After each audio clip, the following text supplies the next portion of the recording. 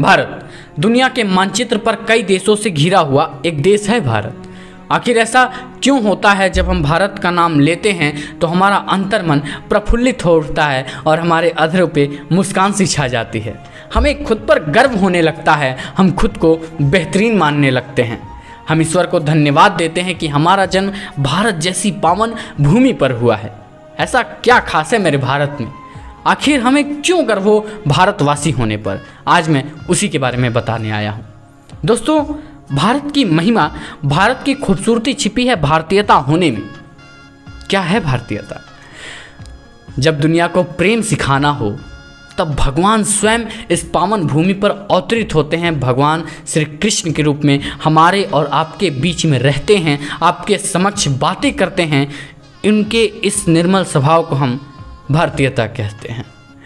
जब श्री राम केवट को अपना मित्र बताते हैं और ऊंच नीच का भेद खत्म करते हैं, उस निस्वार्थ मित्रता को हम भारतीयता कहते हैं।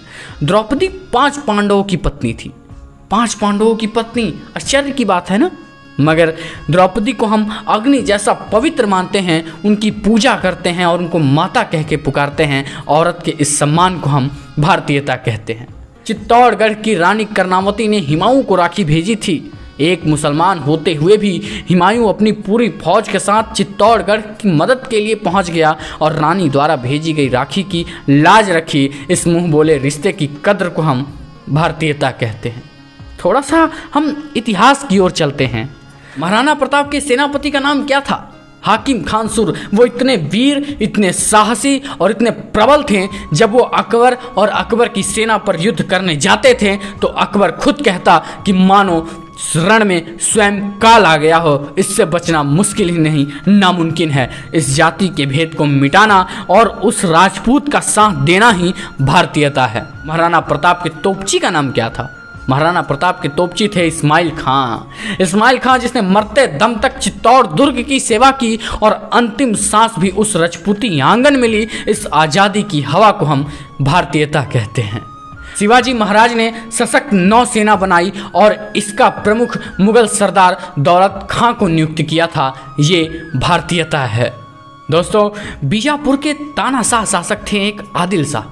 आदिल शाह के जुल्मों से तंग आकर उनके खेमे के जितने मुगल सैनिक थे, करीब 700 मुगल सैनिक शिवाजी के खेमे में आ गए, ये जानते हुए भी कि यहाँ पर जाकर रहना कोई बुरी बात नहीं है। इस संजीदगी को हम भारतीयता कहते हैं। अकबर के किले में जाकर जब हिंदू समाज की नारी भगवान श्री कृष्ण की स्तुति करती है और इस पर कोई विरोध नहीं किया जाए, तब इसी मानसिकता को हम भारतीयता कहते हैं। और उसी अकबर की सेना में रहीम नाम के नवरत्न जब सबके बीच पढ़ सकते हैं कि रहीमन मुश्किल आन पड़ी, टेढ़े दो काम, सीधे से जगना मिले, उल्टे मिले न राम।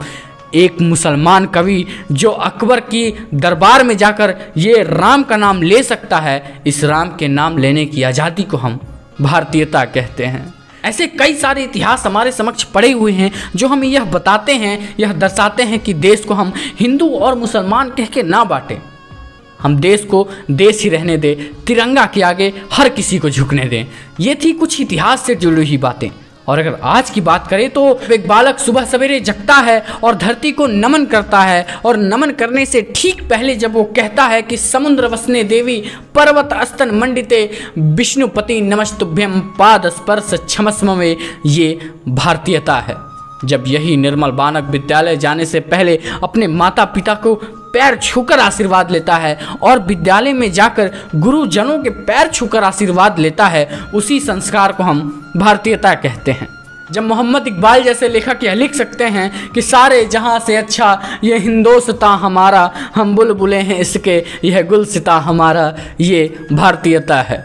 जब इस महान भारत की पावन भूमि पे ये कहा जा सकता है कि मंदिर में दाना चुगकर चिड़िया मस्जिद में पानी पीती है, मैंने सुना है राधा की चुनरी कोई सलमा बेगम सिलती है, एक रफ़ी था महफिल में जो रघुपति राघव गाता था एक प्रेमचंद जो बच्चों को ईदगाह सुनाता था। दोस्तों, इसी मानसिक को हम भारतीयता कहते हैं। तो चलिए, आपको स्वतंत्रता दिवस की ढेरों सारी शुभकामनाएं। मैं आशा करता हूं कि हमारे बदन में भारत माँ के प्रति गर्म लहू ही नहीं, सरस्वती, यमुना और गंगा जैसा निर्मल जल भी बहेगा, ताकि हम भारत माँ का सम्मान कर सके और तिरंगे के नीचे झुककर उनको सलाम कर सके।